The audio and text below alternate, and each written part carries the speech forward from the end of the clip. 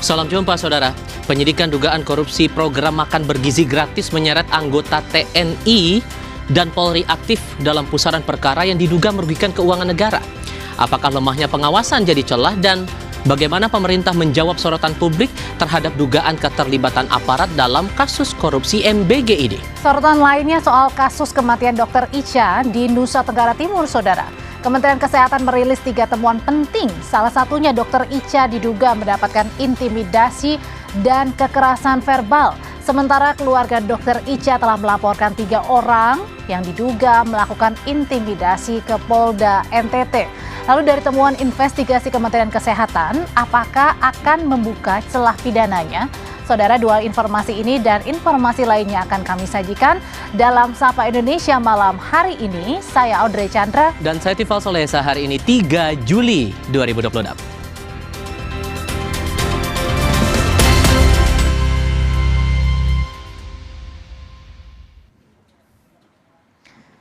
Saudara, sebuah arena biliar dan kafe di Jalan Sugiono, Kota Yogyakarta terbakar Jumat pagi. Diduga kebakaran terjadi akibat korsleting listrik.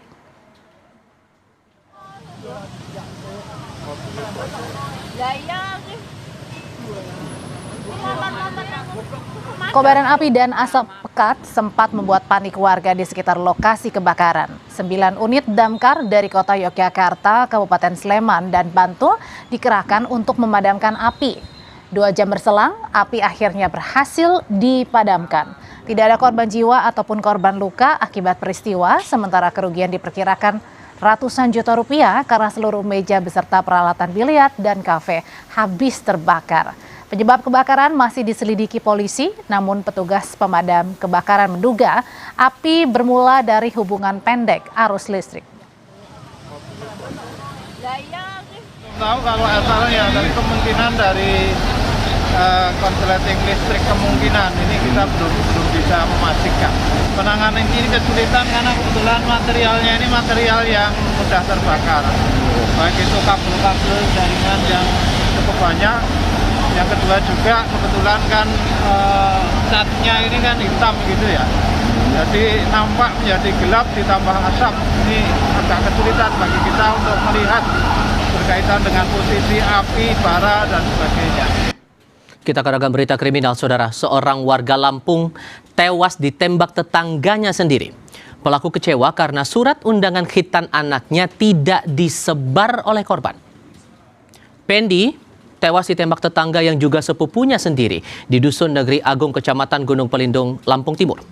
Peristiwa dipicu kekecewaan pelaku karena sudah menitipkan surat undangan khitan anaknya untuk dibagikan, namun ternyata korban salah mengantar undangan dan sebagian tidak dikirimkan. Saat cekcok, pelaku menembak kepala korban dengan senjata rakitan. Pelaku ditangkap setelah sempat bersembunyi dan kini menjalani pemeriksaan di Mapolres Lampung Timur. Akhirnya terduga pelaku, dalam hal ini tersangka inisial AR, dapat kita amankan dalam waktu kurang dari 24 jam. Untuk motifnya sementara ini pelaku dan korban memiliki hubungan kekeluargaan yang cukup dekat.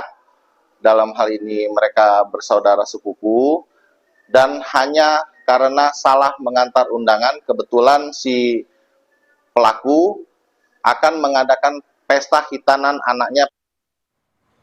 Informasi dari jenazah pilot pesawat PT AMA Air PKRCY Nicholas F. Goselin, saudara, yang menjadi korban penembakan di Bandara Ibdehik, Kampung Balinggamba, Distrik Sobaham, Kabupaten Yahukimo, Papua Pegunungan, dievakuasi di Mimika.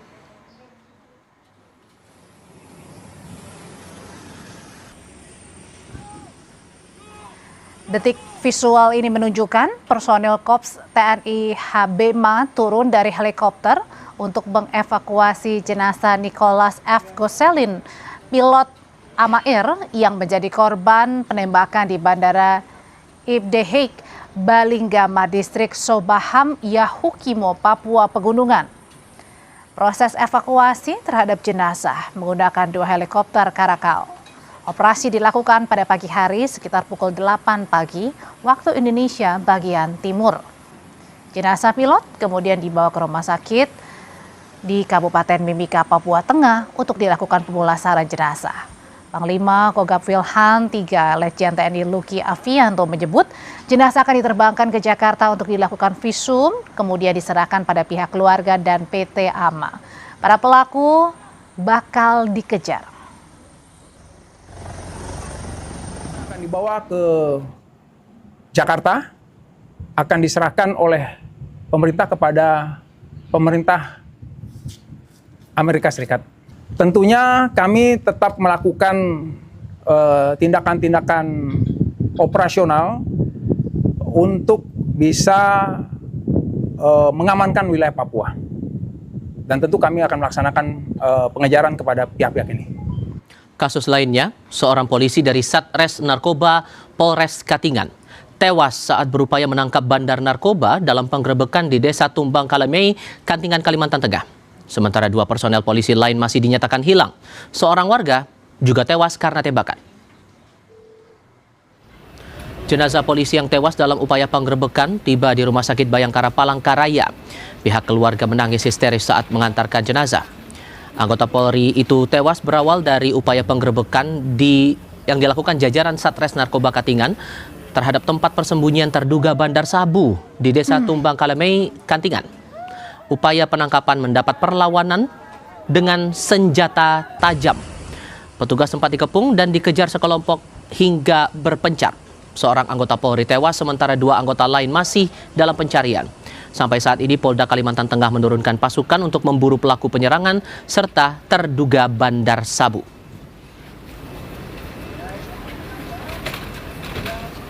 Saya sudah turunkan tim dari Polda untuk backup untuk mengungkap perkara yang ada di sana.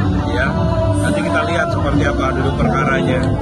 Ya, sekarang yang pasti saya akan utamakan dulu menyelamatkan anggota saya yang saat ini dalam pencarian. Berapa jumlah anggota yang dikerahkan, Pak? Ya, kemarin itu ada 12 yang dikerahkan, sekarang masih ada 2 yang dalam pencarian. Informasi selanjutnya, Saudara, kuasa hukum keluarga resmi melaporkan kasus kematian Dr. Icha ke Mapolda NTT. Keluarga melaporkan 3 anggota DPRD Timur Tengah Utara yang diduga mengintimidasi Dr. Icha dan seorang dokter hewan yang merupakan ASN dari pemerintah daerah TTU.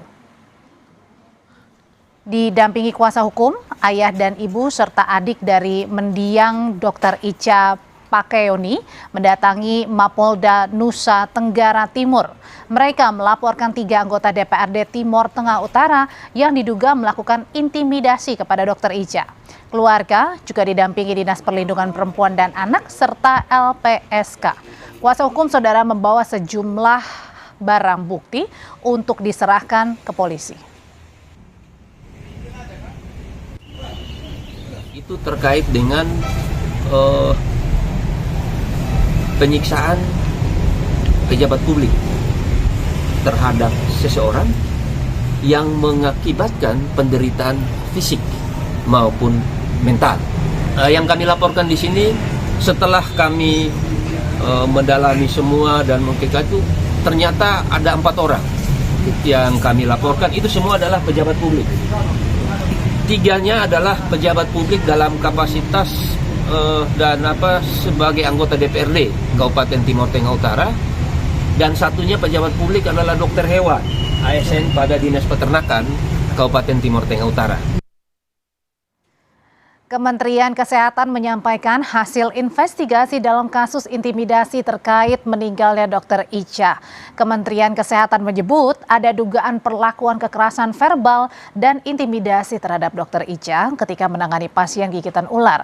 Padahal menurut Kementerian Kesehatan, penanganan yang dilakukan Dr. Icha sudah sesuai dengan prosedur medis terkait penanganan gigitan ular. Kemenkes juga menyoroti soal minimnya koordinasi dan perlindungan terhadap tenaga kesehatan. Dugaan perlakuan, kekerasan verbal, dan intimidasi yang dilakukan oleh oknum masyarakat. Yang barangkali teman-teman viral tahu terhadap Dr. Icha. Di mana kedua rumah sakit ini, baik Tepa Menani maupun Leona, sudah dilakukan sesuai dengan prosedur. Di mana pemberian serum anti bisa ular harus dilakukan sesuai indikasi dan standar operasional SOP.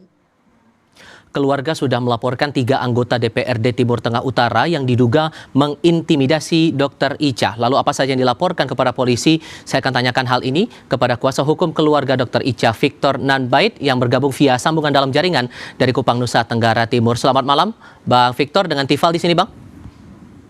Selamat malam, Bung Tifal. Hanya 3 anggota DPRD itu saja yang diduga mengintimidasi yang dilaporkan ke polisi, atau ada pihak lain yang dilaporkan pihak keluarga, Bang? Ya, tadi kami ke Mapolda NTT untuk melaporkan. Memang selama ini kita mengetahui yang diduga itu 3 orang, tapi setelah didalami ternyata ada 4 orang pejabat publik di Kabupaten Timur Tengah Utara yang mengintimidasi Dr. Ica pada saat itu. Oke, bisa dirincikan 4 pihak itu siapa-siapa saja, Bang? Di antaranya itu 3 anggota DPRD itu masing-masing saudara Terence Lasakar, kemudian Nubertus Tubani, Veronica Lake, dan diduga yang satunya adalah Maria Matildis Sau. Dia adalah dokter hewan yang bekerja pada Dinas Peternakan Kabupaten Timur Tengah Utara. Oke, dugaannya apa saja, kemudian bukti apa saja yang dilaporkan atau diserahkan ke polisi tadi, Bang? Ya, dugaan kita bahwa mereka sebagai pejabat publik melakukan pemaksaan, penyiksaan verbal terhadap Dr. Ica yang saat itu sedang melaksanakan tugas medisnya, dengan memaksakan kehendak mereka dengan argumentasi agar Dr. Ica mengikuti apa yang mereka inginkan, yaitu dan dari bisa ular kepada pasien, sekalipun Dr. Ica telah menginformasikan dengan baik bahwa itu pasiennya tidak perlu, bahkan karena sudah berkonsultasi dengan dokter ahli, tapi mereka tetap memaksakan itu, sehingga ini membuat Dr. Ica sangat tersiksa mentalnya, dan kemudian dia terpuruk karena begitu tersiksa dengan kata-kata yang disampaikan atau intimidasi yang dilakukan oleh keempat pejabat publik itu secara bersama-sama pada saat itu di hadapan pasien dan rekan medis yang ada di sana. Dan sejauh ini koordinasi dengan polisi dan Kementerian Kesehatan bagaimana sejauh ini dari pihak keluarga, Bang? Kita juga sudah berkoordinasi dengan pihak kepolisian, dan tadi kita sudah laporkan ke Polda dan akan segera ditindaklanjuti oleh pihak Polda, dan dari tim investigasi Kementerian sudah bertemu juga dengan keluarga pada beberapa waktu yang lalu. Perlu kami sampaikan di sini juga bahwa pasien yang ditangani oleh Dr. Ica itu sudah sembuh dan saat ini sehat-sehat saja. Baik. Oke, Bang Victor, terima kasih banyak sudah berbagi informasi bersama kami kali ini. Selamat malam, Bang. Selamat malam.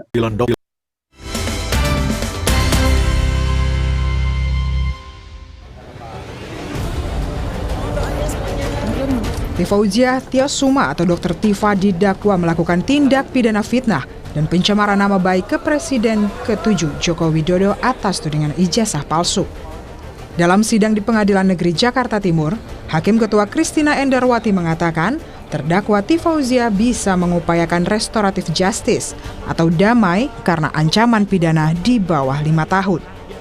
Ia menekankan aturan tersebut telah memenuhi ketentuan pasal 204 ayat 5 terkait upaya perdamaian dengan korban.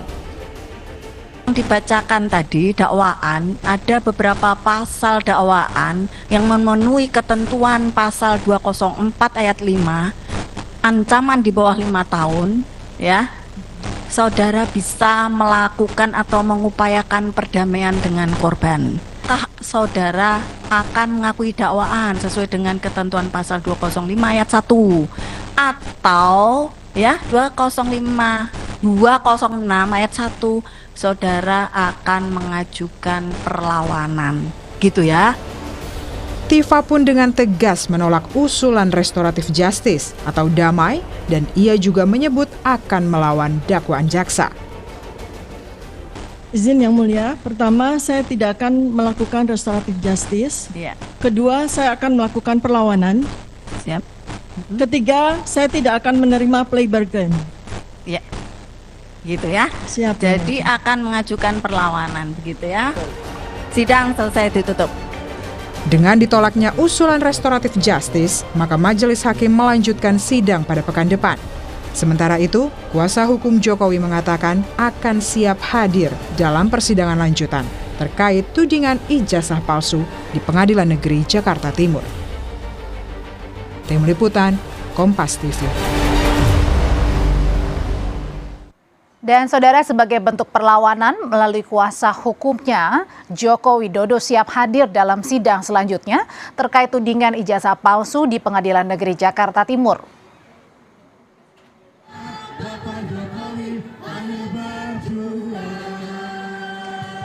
Kuasa hukum Jokowi Yakub Hasibuan yakin kliennya akan hadir dalam persidangan.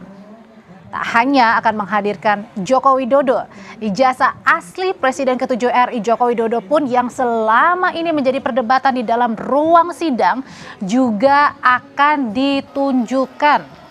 Yakub menambahkan, ijazah S1 Jokowi sudah disita dan selanjutnya ia akan menyerahkan tanggung jawab kepada jaksa, menunjukkannya kepada publik. Penyerahan keris pusaka. Pilih waktu seberaya. Kemarin kami juga baru bertemu langsung dengan Pak Jokowi juga dan beliau menyatakan siap untuk hadir, tentunya untuk merupakan penghormatan beliau dapat menunjukkan ijazahnya di forum yang sangat terhormat ini dan forum yang valid. Dan sekarang kami mendapatkan kesempatan untuk menghadirkan ijazahnya di forum yang terhormat ini dan Pak Jokowi sangat menghormati itu dan sangat menunggu waktu itu nanti. Sementara dari pihak saksi pelapor optimis dakwa jaksa penuntut umum JPU kepada terdakwa Dr. Tifa atau Tifauzia Tiasuma akan dikabulkan. Ketua Militan Gibran Nusantara Adi Aswan menyatakan sikap perlawanan hukum yang diambil terdakwa Tifauzia Tiasuma menjadi hal yang baik karena pada akhirnya fakta dan barang bukti dapat diuji menyeluruh di persidangan. Karena kami kemarin sore sudah mengirim orang faktanya dari satu. Dan buat kami itu adalah suatu hal yang menurut saya bagus, artinya dia melakukan perlawanan ya, jadi kita bisa melihat bagaimana nanti di persidangan itu antara pertarungan jaksa penuntut umum dengan barang bukti yang ada ya versus dengan penasihat hukum dari Dr. Tifa.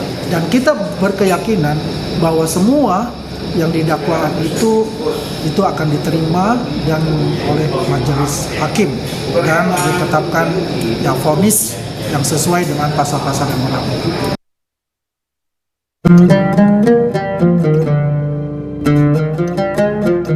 Allahu Akbar, Allahu Akbar, Allah.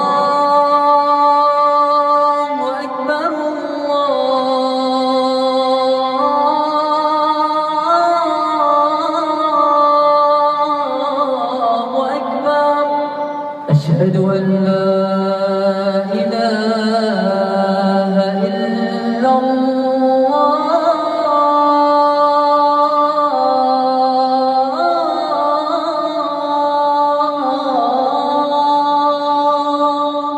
أشهد أن لا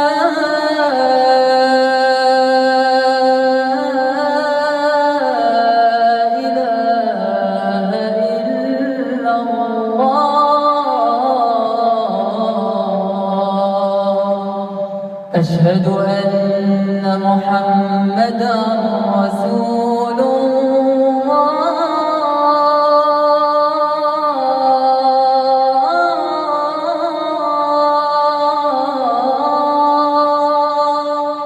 أشهد أن محمدا رسول الله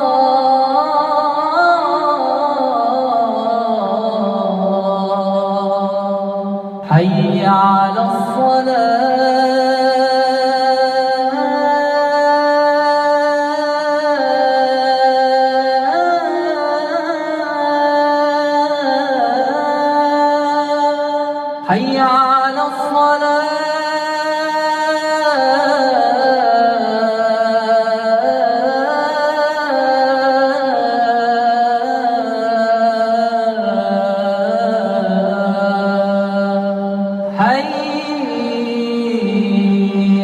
على الفلاح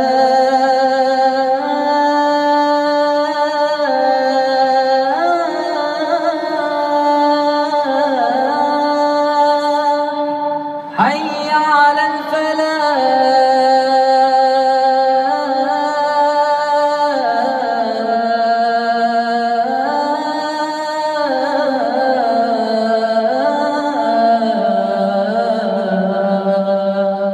الله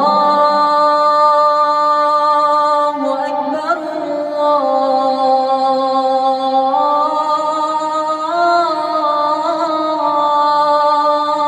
الله أكبر لا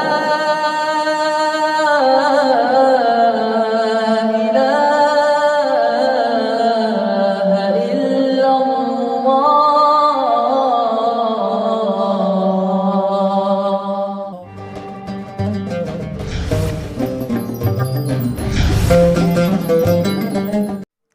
Dr. Tifa menolak tawaran damai dan memilih lanjut sidang ke pokok perkara kasus ijazah Jokowi. Sementara Roy Suryo masih melawan di pra-peradilan. Lalu pertanyaannya, bisakah bukti mereka mengalahkan Jokowi di kasus ini? Kita akan membahasnya dengan Burhanuddin Suralaga, pengacara Tifa Vziatyosuma atau Dr. Tifa.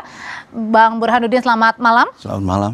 Hadir juga bersama saya ada Petrus Selentinus selaku pengacara Roy Suryo. Bang Petrus, selamat malam. Selamat malam juga.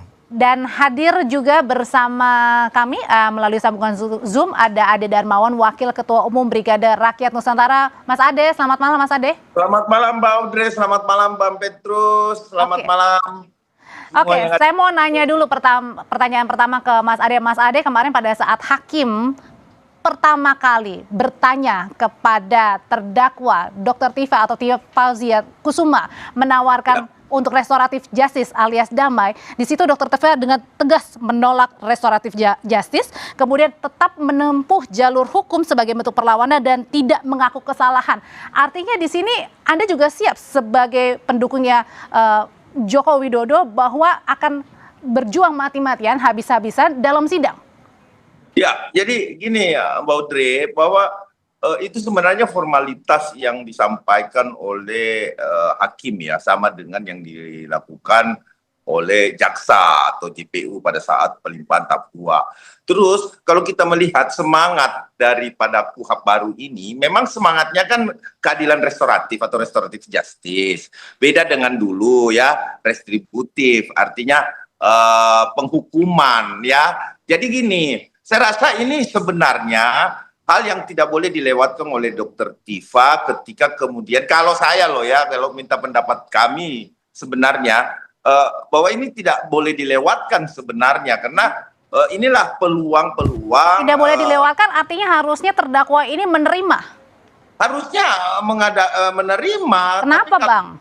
Kenapa? Karena saya anggap bahwa karena dakwaan JPU itu sudah cermat sekali. Saya melihat satu pasal ke pasal yang lain dan berkaitan dengan alat bukti itu mengkaitnya memang sangat relevan, sehingga saya rasa itu cukup cermat, karena nanti ketika perlawanan yang dilakukan oleh Dr. Tifa ya, kita ketahui bersama lah, apalagi ada senior-senior saya di studio itu, bahwa yang kita lakukan perlawanan terkait dakwaan tidak bisa di luar dakwaan ya.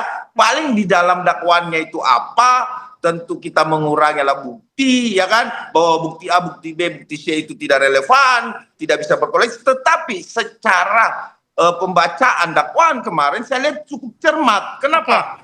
Kaitan pasal dengan alat bukti itu mengarah pada satu titik yang dinamakan hukuman tertingginya. Karena pasalnya saya lihat ada 261 dan lain sebagainya. Ya, saya melihat itu. Tapi apapun itu dikembalikan kepada terdakwa, tahu dan mau. Artinya beliau, dan sudah dikembalikan oleh terdakwa dan terdakwanya menolak ya untuk damai ya. Kalau gitu Bang Ade, saya tanyain ke Bang Burhan kalau gitu. Bang Burhan, berarti artinya di sini Anda sebagai tim kuasa hukum dan juga Dr. Tifa ini punya bukti-bukti yang kuat sehingga menolak damai dari tawaran hakim. Iya, karena kami melihat dari surat dakwaan tersebut juga itu tumpang tindih, kabur, banyak copy paste yang dilakukan oleh JPU hari itu. Berdasarkan juga analisa kami baru menerima bukti BAP dan daftar bukti. Kami pelajari itu tidak sinkron antara dakwaan dan daftar bukti juga BAP yang kami terima.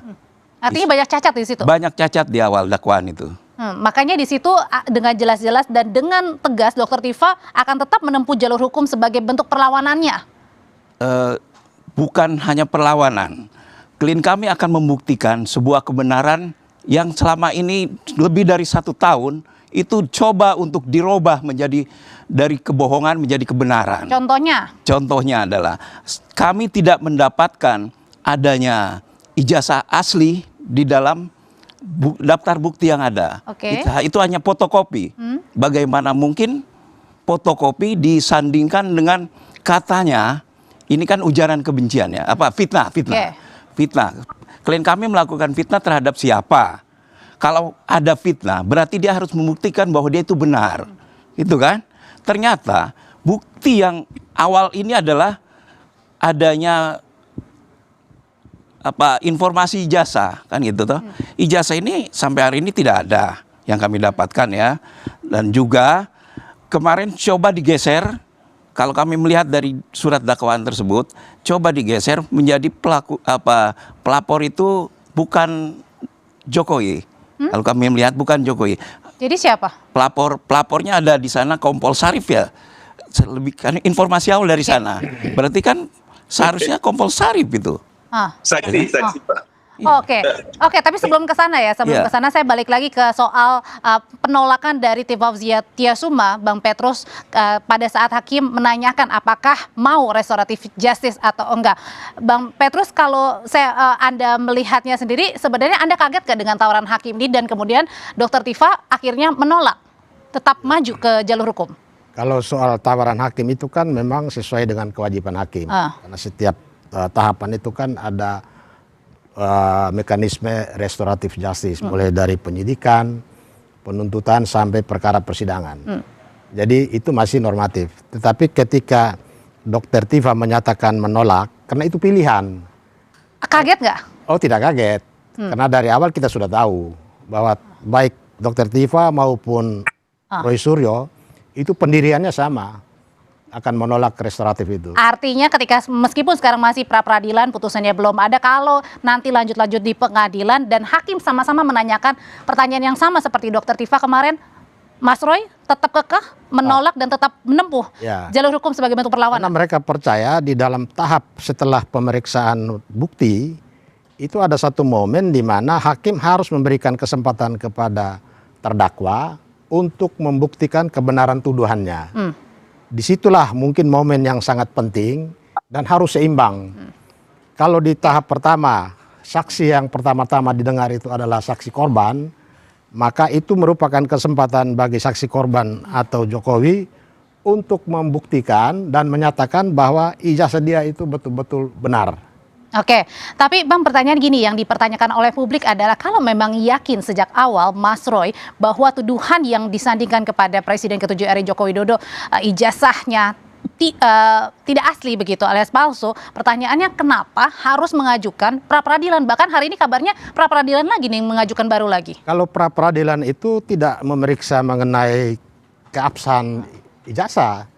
Pra-peradilan itu objeknya yang diajukan Mas Roy kemarin itu mengenai sah tidaknya penggeledahan, sah tidaknya penangkapan, sah tidaknya penahanan. Hanya tiga soal. Tapi nggak terkesan mengulur waktu? Oh, bukan mengulur, justru yang mengulur ini undang-undang. Karena undang-undang mengatakan walaupun berkas perkara sudah masuk pengadilan, ya, kalau terdakwa mengajukan pra-peradilan maka tunda dulu proses pokok perkara itu untuk persidangannya. Karena ini sebelum KUHP baru, pra-peradilan ini sering terjadi kucing-kucingan, ya. Ketika tersangka atau berkas sudah di penuntutan, lalu kemudian tersangka mengajukan pra-peradilan. Di sini jaksa dan polisi atau penyidik dan penuntut umum buru-buru masukkan ke persidangan supaya pra-peradilannya gugur. Dan itu sering menjadi korban itu tersangka. Makanya ini mau dibuktikan ya? Ini mau digunakan sepenuh-penuhnya. Kalau gitu Mas Ade, nampaknya ini dari masing-masing kuasa hukum masih tetap solid nih, baik Mas Roy maupun Dr. Tifa, meskipun jalur-jalurnya atau strateginya berbeda nih. Yang penting sama-sama ingin membuktikan di persidangan bahwa tuduhan mereka terhadap ijazah Pak Jokowi ini adalah benar. Ya, kita tidak bisa melihat satu keharmonisan itu dari dari apa yang terjadi saat ini, ya kan, bahwa faktanya ya sudah ada kesalahpahaman antara pihak AK dan pihak Tolkam ya terkait Prapit. Terus yang kedua, kalau kita berbicara Prapit, Mbak Audrey, Prapit yang kemarin yang dilakukan oleh Tolkam itu sangat-sangat membuat kami beranggapan tidak lazim. Kenapa tidak lazim? Di dalam dakwaan atau di dalam pengajuan permohonannya dimasukkan permohonan juga di situ Presiden Republik Indonesia, kemudian pemerintah, ceki Presiden, terus kejaksaan. Sementara sangat tidak lazim menurut kami ya para advokat melihat kalau ada satu pernyataan di dalam satu turut termohonnya itu juga dimohonkan para pelapor. Nah, sementara tidak pernah ada tindakan hukum yang dilakukan oleh presiden atau pemerintah. Nah, ini yang menurut saya tidak lazim dilakukan. Apakah ini gugatannya bentuknya, sehingga saya menamakan gugatan Prapitnya yang saat ini ya itu tidak memiliki jenis kelamin. Kenapa saya bilang begitu? Tidak fokus apakah ini gugatan perdata atau gugatan Prapit gitu loh. Nah, itu satu. Ya, terus menjawab yang tadi Mbak Audrey katakan bahwa mereka ini tidak pecah kongsi satu. Tidak bisa. Ini sudah splitsing. Splitsing itu jelas. Maksudnya splitsing apa nih? Karena tadi dua-duanya kompak berbicara juga meskipun tadi berbeda-beda, tapi masih kompak ya Bang, sama-sama ya, masih maju ya. Usai jeda, jangan dijawab dulu ya, tetap bersama kami di Sapa Indonesia Malam.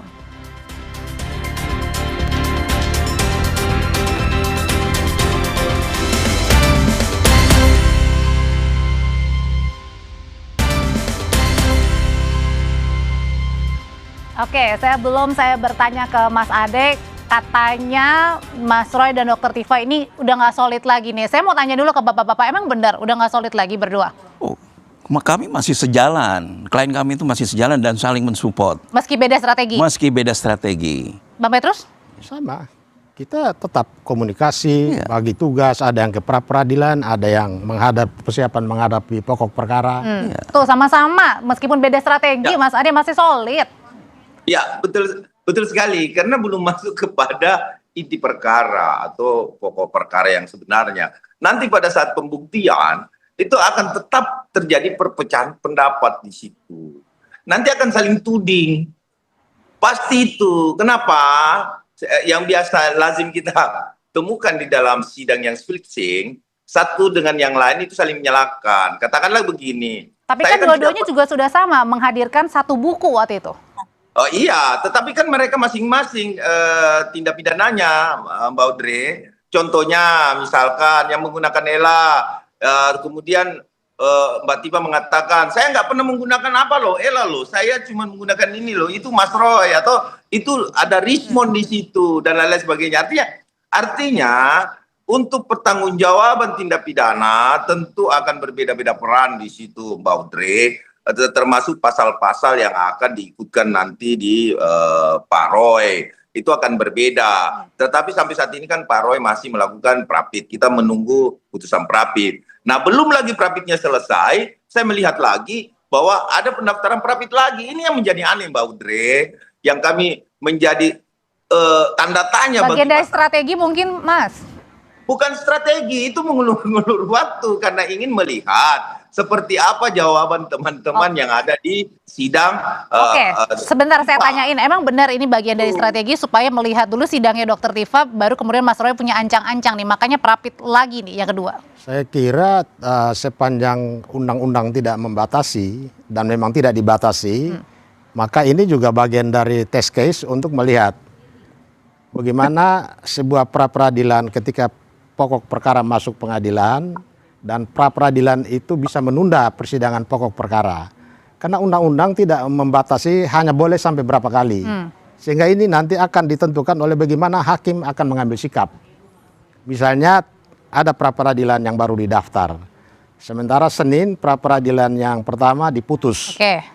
dalam hal sudah diputus, ketua pengadilan atau majelis hakim dalam pokok perkara ini menentukan hari persidangan. Jadi bukan karena Mas Roy tadi ingin menunggu melihat jalannya sidang Dr. Tifa. Ya, sehingga di situ akan kita lihat sikap hakim seperti apa dan bagaimana sikap Mas Roy menghadapi sikap hakim yang sudah membuka persidangan sementara masih ada pra peradilan yang sedang berlangsung.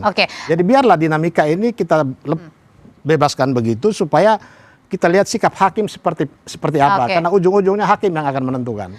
Bang Burhan, kembali lagi tadi Dr. Tifa sudah menjalani sidang perdananya. Sebenarnya ketika tadi menolak damai, berarti artinya ada bukti yang sangat kuat dong, yang dimiliki Dr. Tifa yang akan dibuktikan di sidang. Dr. Tifa itu ditersangkakan karena apa? Karena dia sebagai saksi dalam perkara ijazah Jokowi yang di Mabes Polri, ya kan? Jadi kami berkeyakinan bahwa Dr. Tifa ini tidak bisa dipidanakan karena sebagai saksi dalam KUHP pun dilindungi. Ada undang-undang perlindungan saksi dan korban juga yang melindungi itu. Jadi sangat tidak fair ketika klien kami yang tidak bersalah diminta untuk mengakui bersalah. Maka kita akan buktikan itu dalam persidangan. Bukan, buktinya? Ya? Buktinya? Buktinya ada, kami sudah persiapkan. Ada bukti-bukti yang sama nggak buktinya dengan kubu Mas Roy? Mirip-mirip. Mirip-mirip. Berarti ada perbedaan dikit-dikit. Ada perbedaan dikit-dikit. Oke. Jangan buka rahasia tapi bukti pokoknya itu sama persis nanti yang akan kita keluarkan. Oke, itu buktinya mirip-mirip, sama masih kompak kok. Ya, jadi gini. Kan kita tidak boleh keluar pada dakwaan JPU kalau ingin melakukan perlawanan. Ini kan tahapnya perlawanan dulu nih ya. Kita bicara perlawanan, bukan masuk pada pembuktian nanti setelah adanya putusan sela. Kan tahapannya begitu tuh.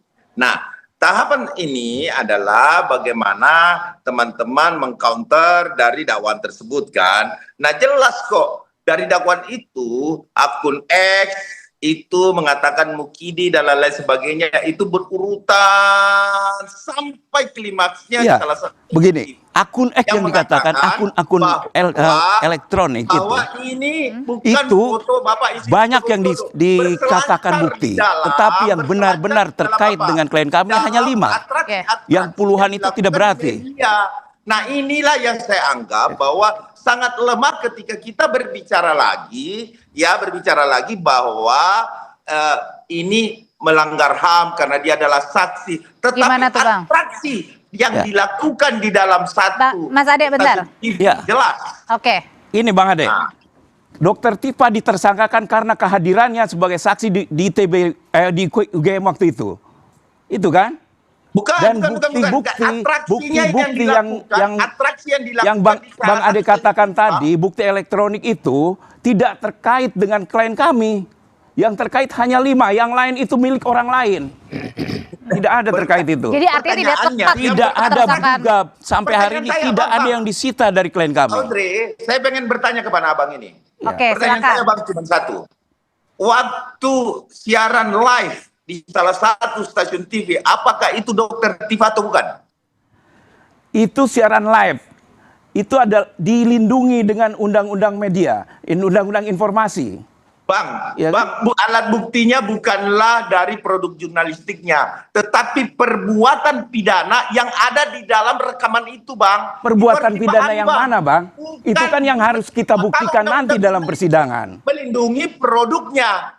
Produknya dilindungi, makanya lah salah satu stasiun TV itu tidak menjadi tersangka, hanya menjadi saksi. Kalau produk jurnalisnya menjadi masalah, maka produk jurnalis itu tentunya para pemimpinnya akan menjadi tersangka, Bang. Itu harus dipahami dulu. Dia menjadi saksi bahwa ada perbuatan pidana yang terjadi di stasiun TV tersebut. Berarti bukan produk jurnalis ya, Bangku. Itu idealnya pembuktian seperti itu, sesuai dengan kecermatan dari dakwaan jaksa penuntut umum, Abang. Jaksa penuntut umum, dakwaan jaksa penuntut umum itu yang harus kita buktikan nanti dalam persidangan, Bang. Oke. Oh iya kan? Makanya ini mengenai apa yang diungkapkan dalam sebuah media itu kan punya hak jawab, Bang.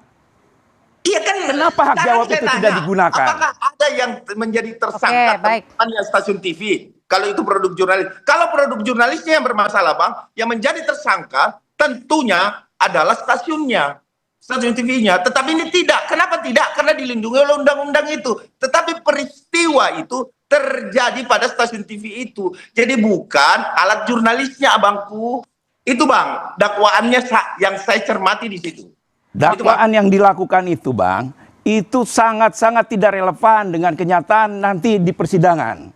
Kita akan buktikan itu. Dan termasuk juga di dalam sidang, apakah Mas Ade sebentar, dan dalam sidang ini yang masih berlanjut dan meskipun Mas Roy juga di pra peradilan sekarang, apakah bapak-bapak juga menginginkan bahwa kehadiran Pak Jokowi sebagai pihak pelapor ada termasuk membawa bukti ijazah? Oh, kami akan meminta itu.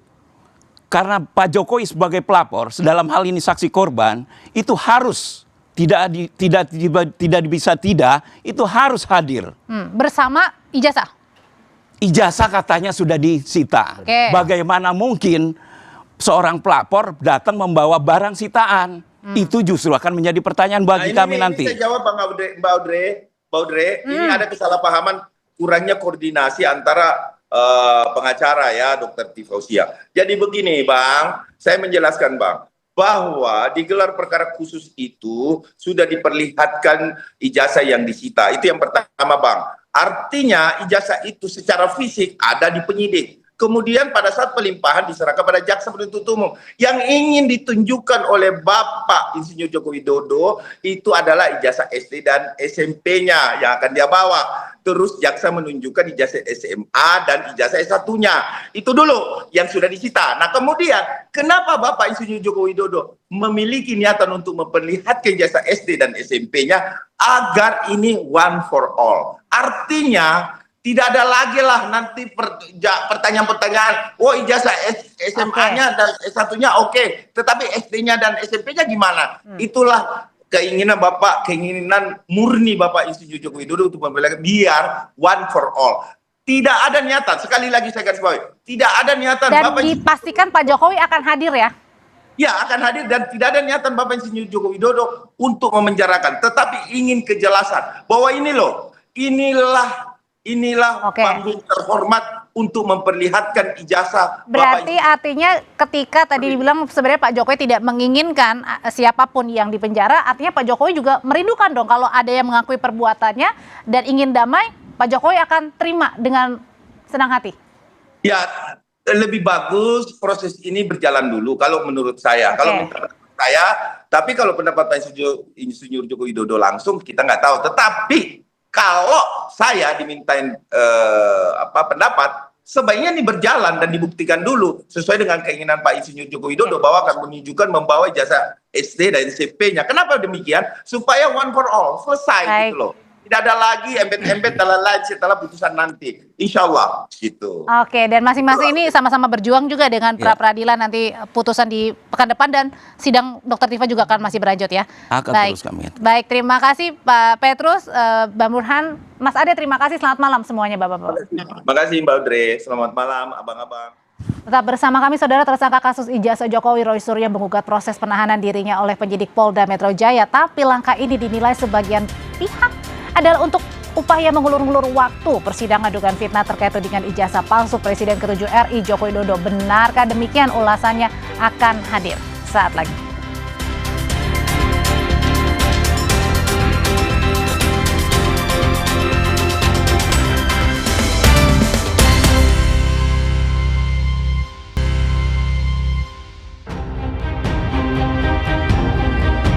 Tapi para penyidik masuk tidak hanya rumah, tapi sampai masuk kamar tidur, sehingga istri saya kaget dan teriak. Termohon terlebih dahulu berkoordinasi dengan 2 orang petugas keamanan lingkungan setempat sebagai saksi. Kami tidak mengulur-ngulur waktu untuk proses pemeriksa atau proses persidangan pokok perkara ijazah palsu Presiden Joko Widodo di Pengadilan Negeri Jakarta Timur.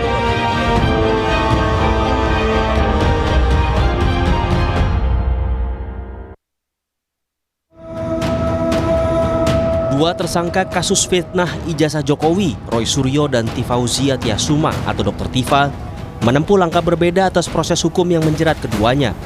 Dr. Tifa memilih menjalani sidang dakwaan kemarin dan menegaskan akan melawan hingga akhir.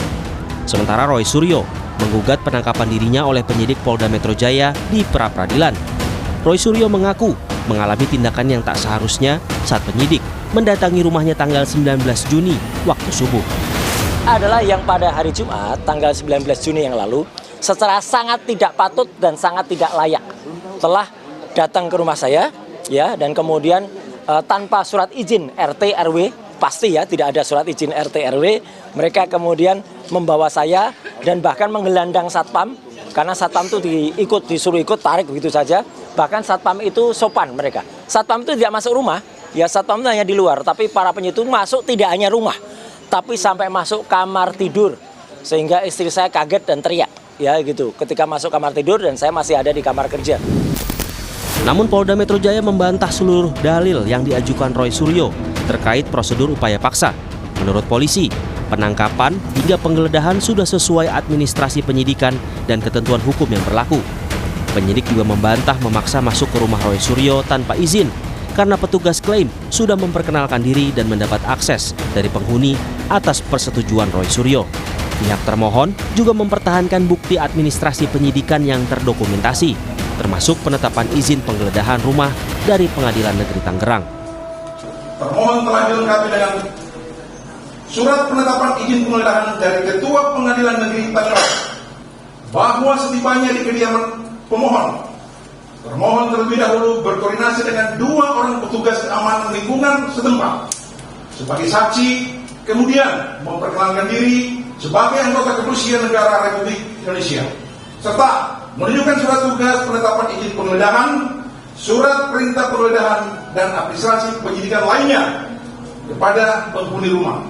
Bahwa setelah bertemu dengan pemohon di dalam kediamannya, termohon memperlihatkan surat perintah penangkapan nomor SPK 703.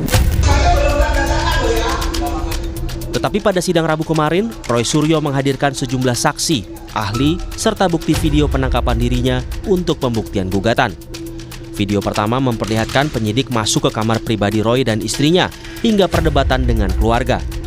Istri Roy Suryo menolak menandatangani surat penangkapan suaminya yang dibawa petugas. Selain video penangkapan, Roy juga membawa 3 saksi ke persidangan, yakni sopir Roy bernama Khoiri, lalu Aida yang merupakan teman Khoiri, dan Krisanti, asisten pribadi mantan Wakapolri Ugroseno. Krisanti ikut ke Polda Metro Jaya saat Roy ditangkap. Pihak security tidak kita jadikan saksi. Ya kenapa? Karena pihak security itu sekuritas saja tidak berani masuk rumah. Mereka hanya di bawah. Ya gitu. Jadi mereka percuma kalau nanti kita ajukan jadi saksi, kita juga nggak mau membohongi masyarakat. Nah, kebetulan saksi ini ada di kejadian ketika di atas ya, ketika menyaksikan betul saya tidak boleh ganti baju, saya tidak boleh cuci muka, mandi saja nggak boleh. Cuci muka aja nggak boleh, apalagi mandi. Jadi dia mengerti betul kejadian. Pihak Roy Suryo juga membantah tudingan bahwa pengajuan pra-peradilan untuk memperlambat persidangan pokok perkara dugaan fitnah dan pencemaran nama baik terkait tudingan ijazah palsu Presiden ke-7 RI Joko Widodo. Kubu Roy menyinggung ketentuan KUHP baru, di mana pemeriksaan pokok perkara di pengadilan tidak dapat diselenggarakan sebelum ada putusan atas permohonan pra-peradilan. Kami tidak mengulur-ngulur waktu untuk proses pemeriksa atau proses persidangan pokok perkara ijazah palsu Presiden Joko Widodo di Pengadilan Negeri Jakarta Timur. Kami tidak mengulur waktu karena memang ketentuan hukum acara pidana berdasarkan pasal 163 huruf E KUHP yang baru terhadap permohonan pra-peradilan maka harus menunggu putusan pra-peradilan. Jadi memang ketentuan hukum acara pidananya begitu. Ini hukum negara yang saat ini berlaku dan ini adalah hukum acara pidana terbaru, sehingga saya kira semua orang harus menghormati. Ya. Sementara Roy Suryo berkutat dengan pra-peradilan, tersangka lain dugaan fitnah ijazah Jokowi, Dr. Tifa, sudah menjalani sidang dakwaan kemarin. Jaksa menyatakan UGM telah memastikan Jokowi merupakan lulusan Fakultas Kehutanan. Namun Dr. Tifa tetap menuduh ijazah Jokowi palsu melalui media sosial. Jaksa menyatakan perbuatan terdakwa Dr. Tifa mengandung tuduhan yang tidak benar. Bahwa perbuatan terdakwa merupakan pernyataan yang mengandung muatan tuduhan yang tidak benar. mengingat Universitas Gadjah Mada telah menegaskan secara resmi bahwa saksi Insinyur H. Joko Widodo adalah lulusan Fakultas Kehutanan Universitas Gadjah Mada sesuai dengan fakta akademik. Namun terdakwa tetap menuduhkan bahwa ijazah S1 saksi Insinyur H. Joko Widodo adalah palsu melalui unggahan di media sosial dan talk show. Bahwa atas tuduhan terdakwa terhadap saksi Insinyur H. Joko Widodo, terdakwa tidak dapat membuktikan tuduhannya dan tuduhan tersebut bertentangan dengan apa yang diketahui terdakwa, sehingga perbuatan terdakwa merupakan serangan terhadap kehormatan saksi Insinyur H. Joko Widodo. Tetapi Dr. Tifa membantah dakwaan dan akan tetap melawan terkait kasus yang menjeratnya. Tifa juga menegaskan tidak akan menempuh jalan damai meski kesempatan itu terbuka. Apakah saudara akan mengakui dakwaan sesuai dengan ketentuan pasal 205 ayat 1 atau ya 206 ayat 1 saudara akan mengajukan perlawanan gitu ya? Izin Yang Mulia, pertama saya tidak akan melakukan restoratif justice. Ya. Kedua, saya akan melakukan perlawanan. Siap. Ketiga, saya tidak akan menerima plea bargain. Ya. Gitu ya. Siap. Jadi akan mengajukan perlawanan begitu ya. Kemarin, Roy Suryo menyempatkan hadir di Pengadilan Negeri Jakarta Timur mendukung Dr. Tifa. Roy menyoroti nama-nama yang pernah menjadi tersangka dalam kasus pencemaran nama baik Jokowi dalam dakwaan jaksa. Menurut Roy, seharusnya tidak ada penghentian penyidikan maupun restoratif justice, sehingga nama-nama tersebut dapat diproses hingga persidangan. Tersangka lain sebelumnya yang ternyata harusnya masih ikut juga terlibat di dalamnya. Ada nama Egy Sujana, banyak banget tadi ya, yang kejadian di kantornya Egy Sujana. Ada banyak unggahan dari dokter palsu itu ya, dari dokter Respon Hasiulansianipar, banyak banget ya, Baligi Akademi, terus akun-akunnya dia. Nah harusnya makanya dia tidak bisa kemudian mendapatkan RJ atau kemudian di SP3 begitu saja. Siapa yang mengunggah pertama, itu yang jelas-jelas betul nanti harus diungkap. Tidak ada nama Dian Sandi yang saya dengar tadi, ya padahal itu jelas betul unggahan atau analisis Dr. Tifa yang bisa melihat perbedaan antara dua mata dan sebagainya. Itu jelas-jelas itu keahliannya. Dan itu dia dihasilkan dari apa? Dari analisis dia terhadap unggahan Dian Sandi. Sementara itu Joko Widodo mengungkap akan terus mengikuti proses hukum ijazah sampai ke pengadilan dan memastikan kehadirannya di pengadilan dengan membawa ijazah. Ya kita ikuti proses hukum yang ada sampai nanti di sidang pengadilan, karena nanti pengadilanlah yang akan memutuskan. Kita ikuti. Nanti Pak Jokowi rencana akan hadir langsung di persidangan? Iya, akan hadir. Jadi Pak Jokowi memastikan akan membawa ijazah aslinya ya ke persidangan? Iya, sesuai yang sudah saya sampaikan. Sidang pra-peradilan Roy Suryo akan berlangsung selama 7 hari kerja sejak Senin 29 Juni 2026. Dan putusan pra-peradilan rencananya dibacakan Majelis Hakim pada 7 Juli 2026. Dan yang terbaru di sidang pra-peradilan hari ini, Roy Suryo berkeyakinan jika surat penangkapan hingga surat penahanan yang dikantongi Polda Metro Jaya tidak sah secara hukum. Selain menggugat penangkapannya, Roy Suryo juga mengaku sudah mendaftarkan pra-peradilan kedua mengenai penetapan tersangka oleh penyidik Polda Metro Jaya.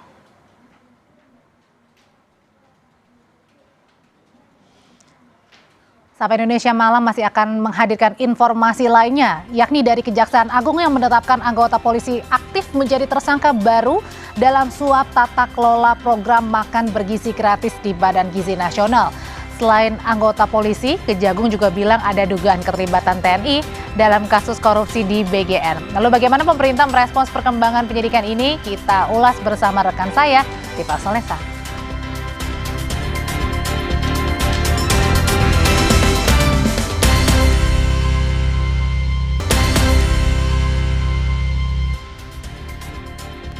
Saya Tifa Solesa melanjutkan Sapa Indonesia Malam. Saudara, Kejaksaan Agung menetapkan anggota polisi aktif sebagai tersangka baru dalam kasus dugaan suap tata kelola program makan bergizi gratis di Badan Gizi Nasional. Selain anggota polisi, Kejagung juga bilang ada dugaan keterlibatan TNI atau anggota TNI dalam kasus korupsi di BGN. Kejaksaan Agung menetapkan polisi berpangkat Brigjen berinisial LMI sebagai tersangka baru atas dugaan suap tata kelola program makan bergizi gratis di Badan Gizi Nasional.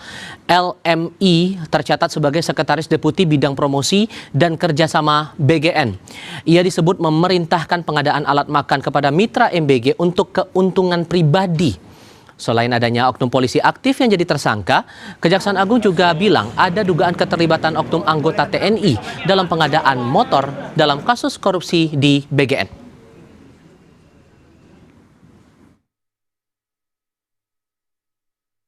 Jadi perannya adalah pada tahun 2025, ini saudara LM ini meminta saksi YCS dan RD mendirikan suatu perusahaan ya, dengan tujuan sarana untuk melakukan penjualan alat berupa food tray kepada calon mitra SPBG dengan harga yang sudah ditentukan oleh tersangka LMI. Ya. Kami menemukan adanya keterlibatan oknum TNI aktif ya di sini yang menjabat selaku Sekretaris Deputi Bidang Penyediaan dan Penyaluran BGN dan juga selaku pejabat membuat komitmen atau PPK dalam pengadaan barang jasa ya, terutama pengadaan sepeda motor.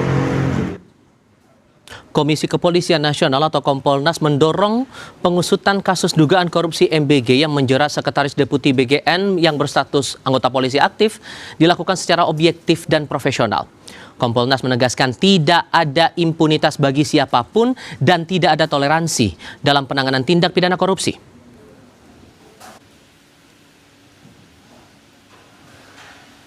Berharap penegakan hukum tersebut untuk yang bersangkutan ya anggota kepolisian yang masih aktif ya bisa dilaksanakan dengan profesional dan kami juga ingin mengawasi proses ini agar jalannya memang fair ya objektif dan profesional dan kami mendukung juga sikap rekan-rekan Mabes Polri yang mengatakan bahwa tidak ada impunitas ya tidak ada imunitas bagi siapapun yang melakukan kejahatan. Di lain pihak, Kepala Divisi Humas Polri, Irjen Joni Edison Isir, menyatakan Polri mendukung upaya pemberantasan korupsi sekaligus menghormati seluruh proses hukum yang tengah ditangani Kejaksaan Agung dalam kasus dugaan korupsi program MBG.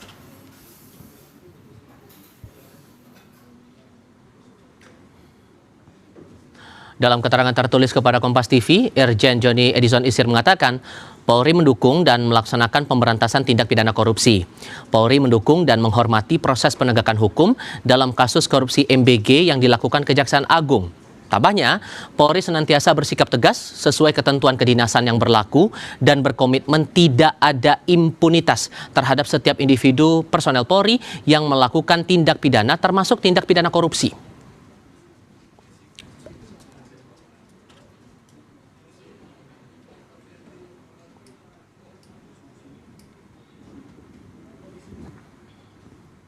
Komisi 9 DPR RI menghormati proses hukum di Kejaksaan Agung menyusul bertambahnya jumlah tersangka dugaan suap tata kelola makan bergizi gratis. Wakil Ketua Komisi 9 DPR RI dari fraksi PDI Perjuangan Charles Honoris meyakini masih ada tersangka lain dalam perkara itu, baik di internal maupun luar instansi BGN. Oleh karenanya, ia meminta Kejaksaan Agung mengusut kasus tanpa pandang bulu.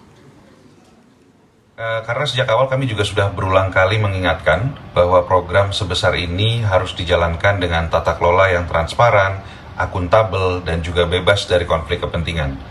Sayangnya selama 1,5 tahun terakhir, kita justru menyaksikan berbagai persoalan tata kelola, mulai dari kasus keracunan massal, konflik kepentingan, hingga kini muncul beberapa kasus tindak pidana korupsi di tubuh BGN. Karena itu kami juga mendorong agar penyelidikan dan penyidikan dilakukan secara tuntas dan terang benderang.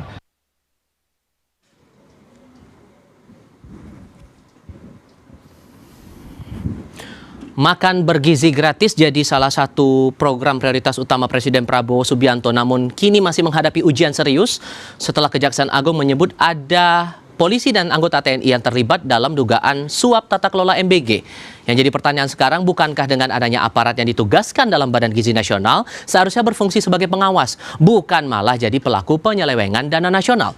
Kami diskusikan ini bersama dengan para narasumber di studio Newsroom Kompas TV. Malam hari ini sudah bergabung Bahtra Banung selaku juru bicara Partai Gerindra. Pak Bahtra, selamat malam. Selamat malam, Mas. Terima kasih sudah datang di studio Kompas TV malam hari ini. Sementara lewat sambungan dalam jaringan bergabung bersama kami Mike Ferawati dari MBG Watch. Mbak Mike, selamat malam dengan Tifal di sini, Mbak.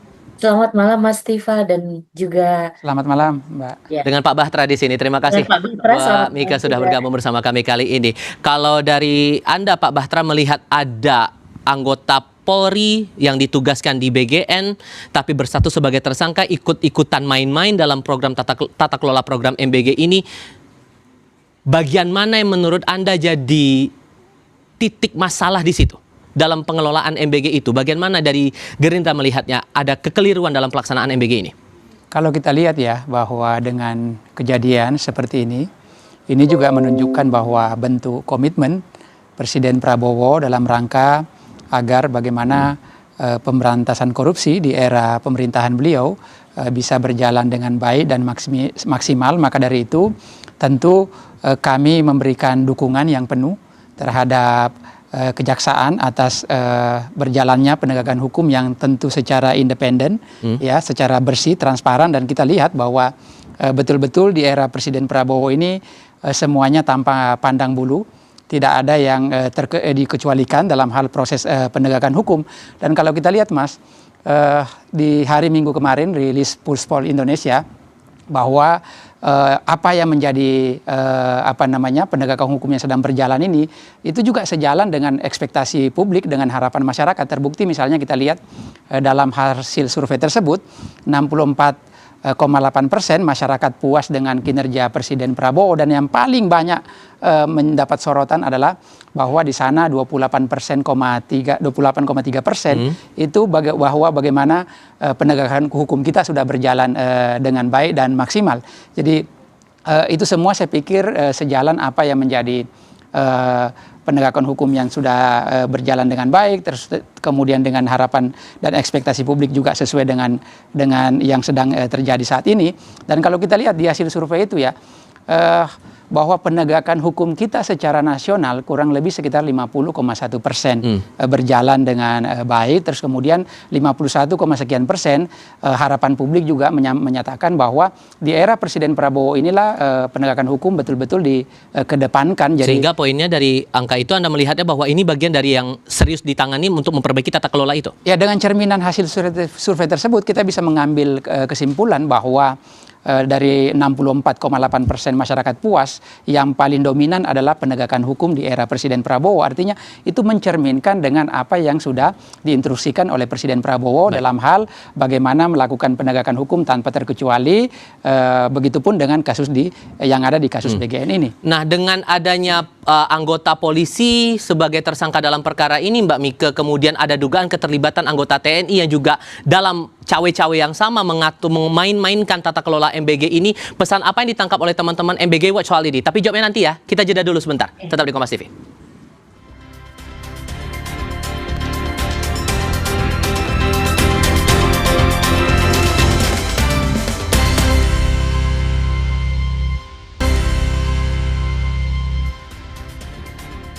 Mbak Mika, menurut Anda dari kacamata MBG Watch sampai ada polisi yang jadi tersangka dalam upaya main-main tata kelola MBG, kemudian Kejaksaan Agung juga bilang ada indikasi anggota TNI yang juga main-main di situ.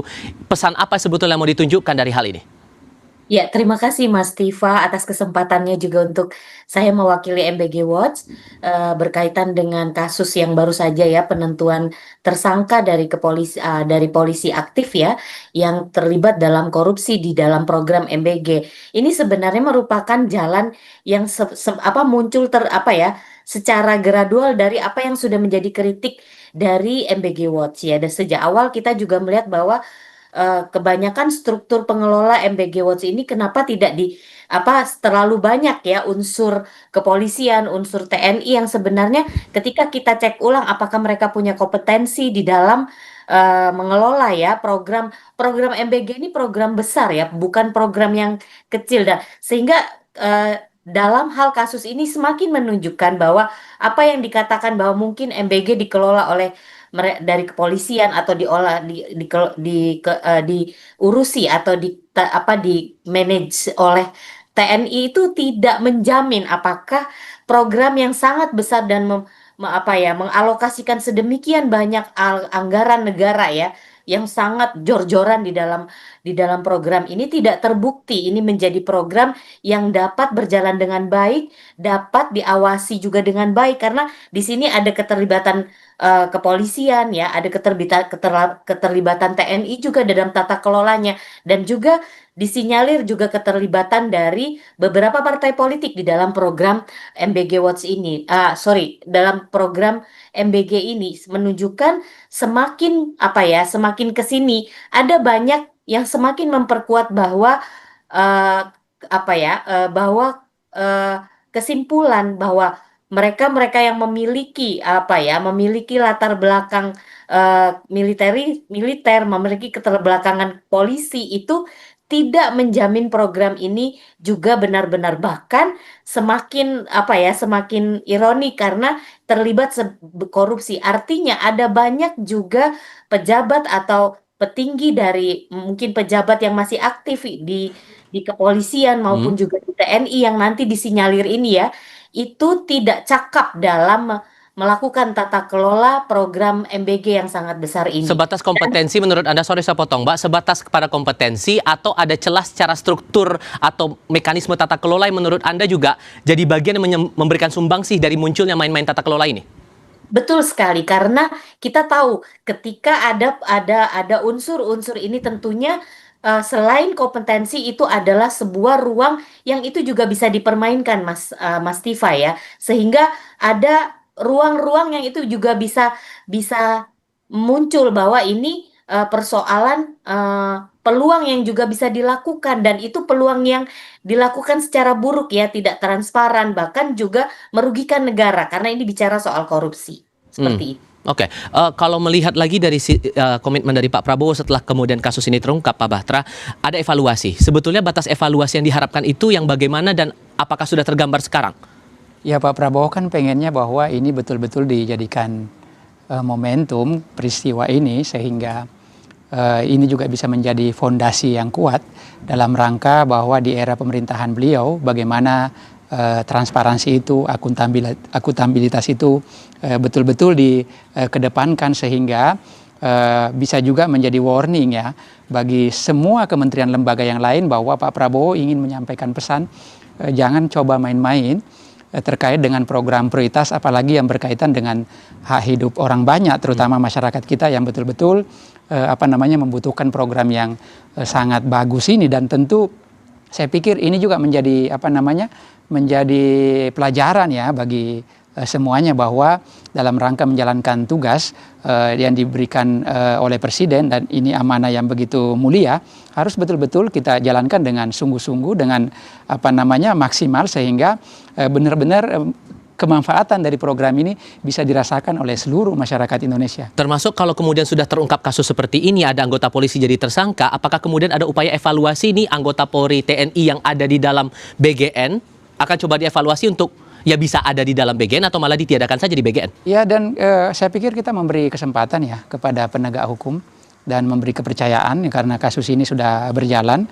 Biarlah kejaksaan bekerja secara independen, secara transparan dan akuntabel agar semua yang dianggap ada penyimpangan, ada penyelewengan ya harus dituntaskan sampai betul-betul siapapun yang terlibat ya mau nggak mau ya harus betul-betul ditindak dengan tegas, dan itu juga menjadi menjadi harapan dan sesuai dengan instruksi Presiden Prabowo agar penegakan hukum kita bisa berjalan dengan baik dan maksimal.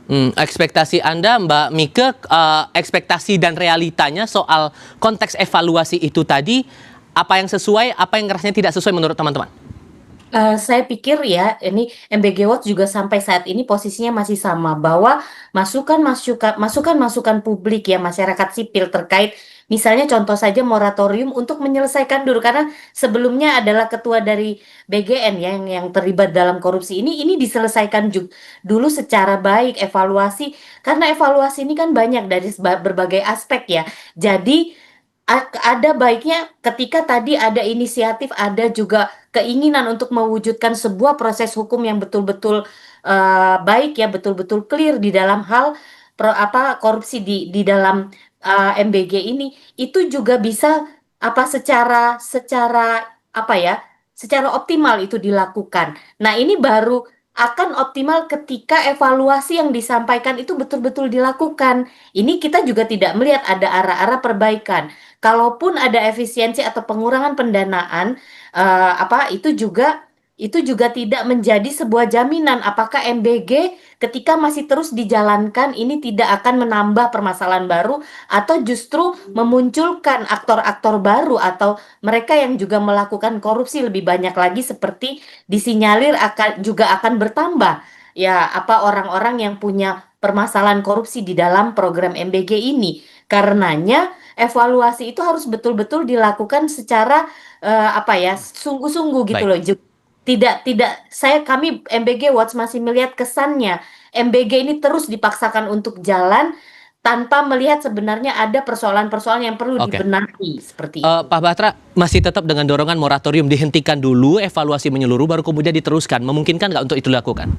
Ini kan bukti kesungguhan Presiden Prabowo ya, bahwa program ini tidak terganggu dengan adanya kejadian seperti itu. Buktinya bahwa semuanya ya tanpa pandang bulu ditindak dengan tegas dan dibuka secara setransparan mungkin, sehingga publik juga bisa melakukan penilaian bahwa ternyata dengan kejadian itu sesuai dengan instruksi Presiden Prabowo semuanya berjalan dengan maksimal, penegakan hukumnya ditindak dengan baik, terus kemudian bagaimana refocusing programnya agar penerima manfaatnya bisa lebih betul-betul yang membutuhkan, dan BGN kan sudah berbenah di wilayah sana, dan kalau kita lihat bahwa banyak sekali pembenahan-pembenahan yang sudah mulai dilakukan oleh BGN termasuk misalnya memoratorium dapur-dapur atau SPPG yang dianggap selama ini tidak sesuai dengan SOP. Jadi saya pikir itu berjalan dengan baik, dengan maksimal, dan penegakan hukum juga tidak berhenti begitu saja. Moratorium bukan jawaban menurut Anda? Kalau saya pikir ya, ini kan program yang bagus sekali. Ya, betul-betul memang dibutuhkan oleh masyarakat kita, terutama di daerah-daerah pedalaman atau daerah-daerah yang kita anggap kategori masuk 3T. Nah, itu kan tidak mungkin kita bisa hentikan sementara di suatu sisi ada saudara-saudara kita yang betul-betul membutuhkan program ini. Bahwa di sana ada tata kelola yang mesti diperbaiki, iya. Ada penyimpangan yang harus ditindak, kan sedang berjalan nih. Dan saya pikir itu tidak ada mengganggu kinerja BGN ya, sehingga program prioritas Presiden Prabowo ini bisa terus dirasakan manfaatnya oleh seluruh masyarakat, terutama daerah-daerah yang betul-betul membutuhkan. Tapi sambil berjalan juga Kejaksaan Agung masih terus mengusut kasus ini. Pak Batra, terima kasih sudah mau datang ke studio Kompas TV malam hari ini. Mbak Mika juga terima kasih sudah bergabung lewat sambungan dalam jaringan. Selamat malam untuk Anda berdua. Sehat selalu. Terima kasih Mas Tifa. Terima kasih. Topik diskusi lain hadir usai jeda. Cristiano Ronaldo membawa Portugal lolos ke babak 16 besar usai kalahkan Kroasia 2-1. Adu pamor antara Ronaldo dan Lionel Messi di ajang pesta sepak bola sejagat pun kemungkinan akan berlanjut. Tetap di Kompas TV.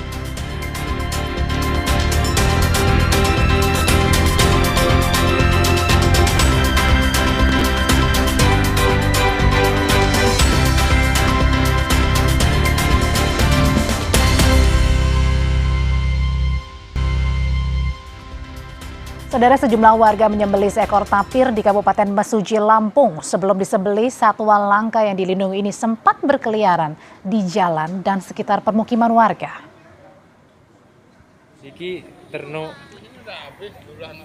Video sejumlah warga ini menyembelih tapir belakangan tersebar di media sosial. Tapir ini, saudara, awalnya sempat berkeliaran di lintas Timur Sumatera, kawasan register 45 Kabupaten Mesuji, Lampung beberapa hari belakangan. Polisi Kehutanan Balai Konservasi Sumber Daya Alam BKSDA Lampung Bengkulu menyesalkan tindakan warga yang menyembelih satwa yang seharusnya dilindungi ini.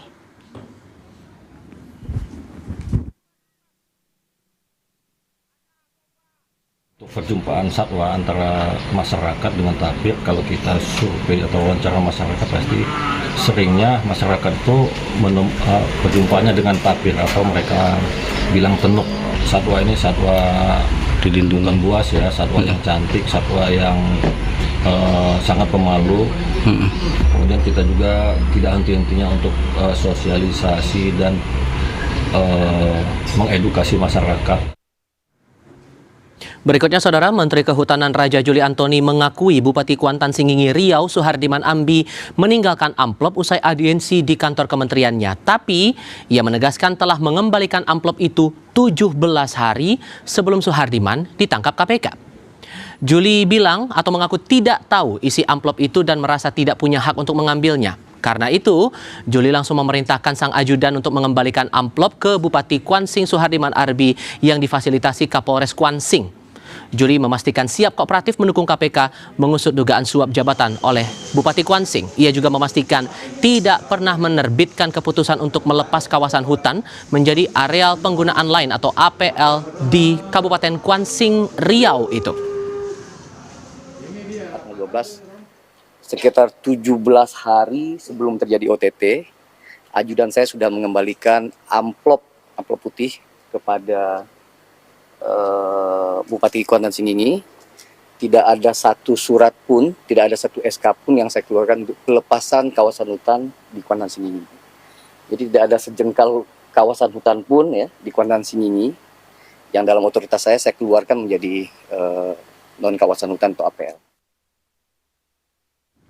Kita ingat pada Rabu lalu KPK mengungkap temuan dugaan pengumpulan uang dari para petani Koperasi Unit Desa atau KUD dari para petani di Kuantan Singingi Riau. Temuan terungkap seiring KPK mendalami dugaan suap jabatan oleh Bupati Suhardiman Ambi.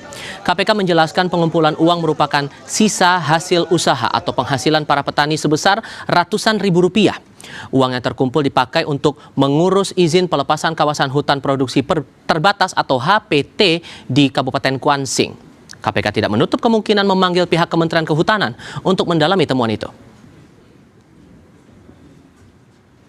KPK juga menemukan adanya dugaan penerimaan lainnya oleh SA, yaitu terkait pelepasan kawasan hutan produksi terbatas atau HPT. Jadi sebagaimana diketahui bahwa Pemda itu berwenang memberikan rekomendasi teknis dan kesesuaian tata ruang, namun untuk izin pelepasan kawasan hutannya itu menjadi kewenangan sepenuhnya di Kementerian Kehutanan. Apabila memang diperlukan untuk memperdalam bukti-bukti atau memperkuat fakta-fakta pertemuan-pertemuan yang mendukung nanti pemenuhan unsurnya, itu akan dilakukan pemanggilan. Dari jenazah pilot pesawat PT AMA Air PKRC Nicholas F. Goselin yang menjadi korban penembakan di Bandara Ibdehik, Kampung Balinggama, Distrik Sobaham, Kabupaten Yahukimo, Papua Pegunungan, dievakuasi ke Mimika.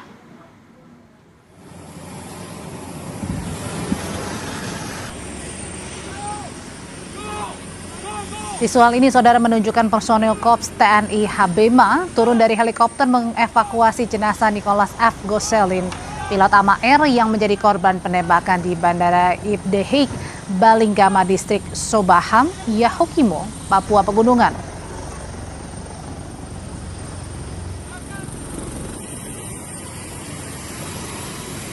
Proses evakuasi terhadap jenazah ini menggunakan 2 helikopter Karakal.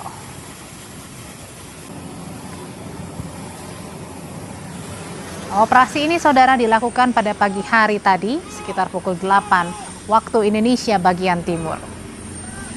Jenazah pilot kemudian dibawa ke Rumah Sakit Timika di Jalan Agi Muga Mile 32 Kabupaten Mimika, Papua Tengah untuk dilakukan pemulasaran jenazah. Panglima Kogab Wilhan 3 Letjen TNI Luki Avianto menyebut jenazah akan diterbangkan ke Jakarta untuk selanjutnya dilakukan visum dan diserahkan pada pihak keluarga dan PT AMA. Para pelaku bakal dikejar. Jenazah akan dibawa ke Jakarta, akan diserahkan oleh pemerintah kepada pemerintah Amerika Serikat. Tentunya kami tetap melakukan tindakan-tindakan operasional untuk bisa mengamankan wilayah Papua. Dan tentu kami akan melaksanakan pengejaran kepada pihak-pihak ini. Saudara, seorang polisi dari Satres Narkoba Polres Katingan tewas saat berupaya menangkap bandar narkoba dalam penggerebekan di Desa Tumbang Kalemei, Katingan, Kalimantan Tengah. Sementara 2 personel polisi lainnya masih dinyatakan hilang. Seorang warga juga tewas karena tembakan.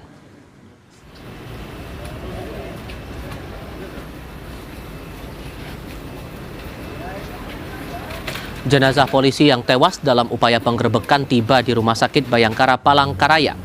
Pihak keluarga menangis histeris saat mengantarkan jenazah. Anggota Polri itu tewas berawal dari upaya penggerebekan yang dilakukan jajaran Satres Narkoba Katingan terhadap tempat persembunyian terduga bandar sabu di Desa Tumbang Kalemei, Katingan, Kalimantan Tengah. Upaya penangkapan mendapat perlawanan dengan senjata tajam. Petugas sempat dikepung dan dikejar sekelompok orang hingga berpencar. Seorang anggota Polri tewas, sementara 2 anggota lainnya masih dicari. Hingga kini Polda Kalimantan Tengah menurunkan pasukan untuk memburu pelaku penyerangan serta terduga bandar sabu. Saya sudah turunkan tim dari Polda untuk backup, untuk mengungkap perkara yang ada di sana. Ya, nanti kita lihat seperti apa duduk perkaranya. Ya, sekarang yang pasti saya akan utamakan dulu menyelamatkan anggota saya yang saat ini dalam pencarian. Berapa jumlah anggota yang dikerahkan, Pak? Ya, kemarin itu ada 12 yang dikerahkan, sekarang masih ada 2 yang dalam pencarian.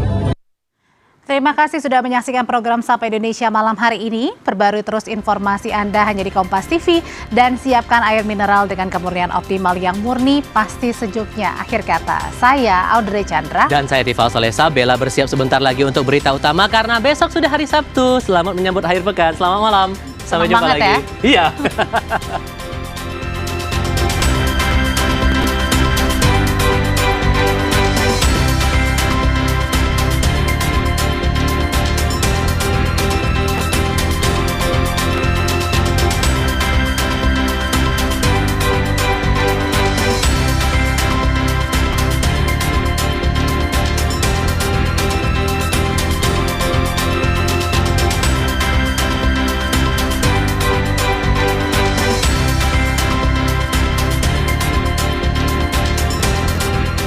Terima kasih Anda telah menyaksikan Sapa Indonesia Malam didukung